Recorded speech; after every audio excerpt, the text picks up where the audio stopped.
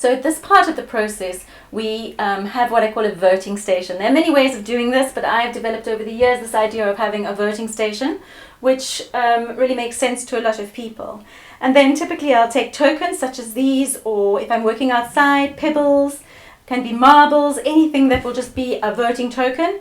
And each member of the community is given 5 or 6 tokens, and they're asked to come up and vote into the voting station. And as you can see here, we've taken the 5 or 6 different priority hazards that we identified in the previous exercise, and we've marked them very clearly. We like to use icons like this for, once again, those in the community who have little or no education, and we ask them to come up and vote with their counters.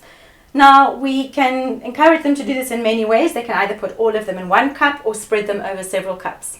And once we've done this, we then make a very transparent voting process, which encourages everyone to join in with us, and we'll empty one of the voting cups, and typically we'll count out loud how many tokens we have. So we would count 1, 2, 3, and so on, and then everyone gets really excited, and there's a lot of laughter at the end when everyone realizes which one everybody actually voted for.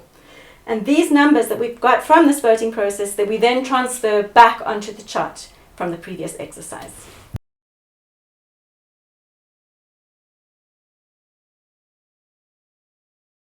So we've come to the end of the voting process, and for transparency we've carried out a counting process in front of the community to show that this is a democratic voting process.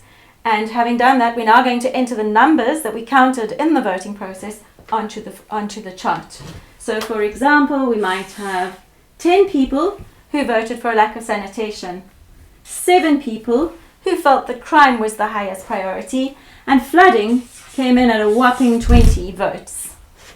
Fire might have been something less important to them, and for the mothers in the room who are dealing with childhood diseases, we might find that this is actually the priority hazard. And it is from this prioritization exercise that we decide which hazards we're going to focus on for the rest of the time that we're here in the community.